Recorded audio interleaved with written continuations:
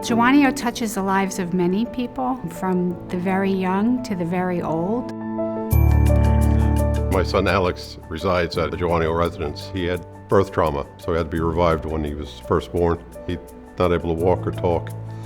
My wife and I didn't know that world at all. So we were referred to Jawonio by a doctor. They opened us, they took us in with open arms, told us everything's gonna be okay because we were just so distraught. And they just made us feel at home. As a state senator, I hear the stories from within inside Rockland County and around the state of New York about the problems. And what Jawonio's really done is said, okay, these are the problems, but what are the solutions? And they have gone and instituted new programs that have been really a model for the rest of the nation to follow.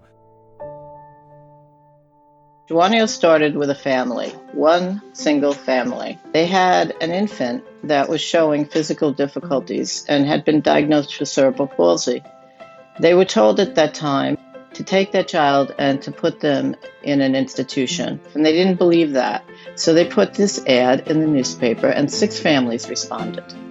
And it was those 6 families that got together week after week, and that's how Jawonio began. My parents saw an article in one of the local papers asking parents who had children with disabilities to contact. This is a story of advocacy, of parents saying, enough is enough. We have to do something. The government's not going to do it. I can't wait for someone else. Let's get together. Back in the 50s and the 60s, children with special needs didn't have the right to go to school. They didn't have the right to be educated. So the families said, no, our individuals can learn. And they believed that their child could be more but needed help. And that was really the beginning of the disability movement. In the beginning, Jawonio was just, a camp, a very small, small little buildings on the campus there. And we did camp things, but we also had therapy. And we were able to make friends, and we had a swimming pool that we went to, rain or shine. It used to be called Camp Jawonio. From that blossomed what slowly but surely became an amazing organization.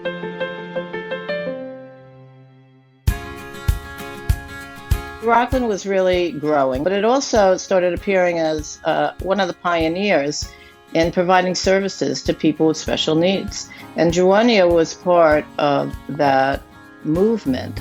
And people actually started moving to Rockland to be serviced by Jawonio and to be part of that early movement. Our first residence was built on our campus and opened in 1978. In the 80s, now their children were getting to a point where they were graduating from school, and then what were they going to do with their lives? We did evaluations of what each individual was capable of when they came to us after graduating from high school. And we went out and found jobs that matched those abilities. Everybody began to have the dignity of a paycheck. It grew from a small kitchen table with 10 parents not knowing what to do with their children to an organization where their children are becoming full adults, fully integrated into as much of normal, whatever that is, society, and living their own lives. Jawonio's an Indian name and it means independence. And that's what our job is to provide enough skills for these special needs people who come to us so that they have a little taste or a huge taste of independence. There was one set of individuals that I met in 1993 in one of our group homes on campus. And I asked them what I could do for them. And they said, what you can do for us is let us live in the community. And I took that to heart. And over the next 10 years, we built or totally renovated houses for 13 group homes. And we built a garden apartment complex for people who were able to live in the community but needed a little bit of support, and allowed people to leave the campus and now to enter the community.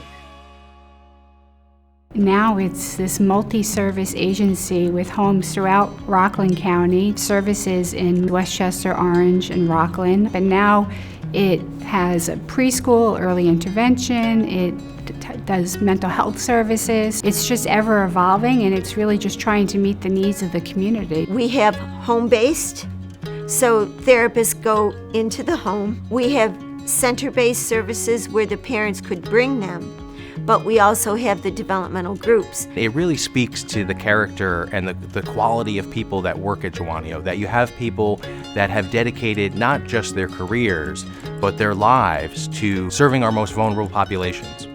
Jawonio's future is ever evolving, especially now with the new 70,000 square foot office building. It really just raises the bar and really brings state-of-the-art environment to deliver these services. We had grown beyond those initial trailers we had put up, and it was a need now to really develop the campus to be able to reflect the quality of care that's provided every single day at Jawonio and all of its many, many services. Taking care of our most vulnerable populations is more important than ever before in the climate that we're living in. And to know that Jawonio is really leading that charge, and I'm really proud to be a leader in the Senate and pushing these issues, but really more so to be a resident of Rockland County and know that this good work is coming right here from Rockland. Unfortunately, in society, people with disabilities, especially people that can't verbalize their needs and wants, need advocates like me and people from Jawonio. You always remember the good times you had and the way that they made you feel inclusive and part of the society as a whole. We're not warehousing our people with disabilities. We're not letting them languish in bed and just be fed any kind of meal. They're out in the community choosing what they want to wear, what they want to eat, where they want to go. We're helping them achieve their goals so they can maximize their own potential. Their ability to reach people where they are and to help to develop the skills that they need is really unsurpassed by any other agency in the area. And it really helps people, recognize their potential and, live life to its fullest like everybody else. A lot of the families who have gone through my program are now on the board of directors. That's the commitment that they've been able to give back. Now they're helping us. We help them, they help us. It's great. We are fulfilling the dream of our founders to make sure that every person is able to live up to their full potential. What I see Jawonio doing for the community in the future, making it a more inclusive place, having people understand people with special needs and disabilities, and leading the way in the state that everybody can thrive in a community, regardless of ability. That's my dream. And I know that we can do that.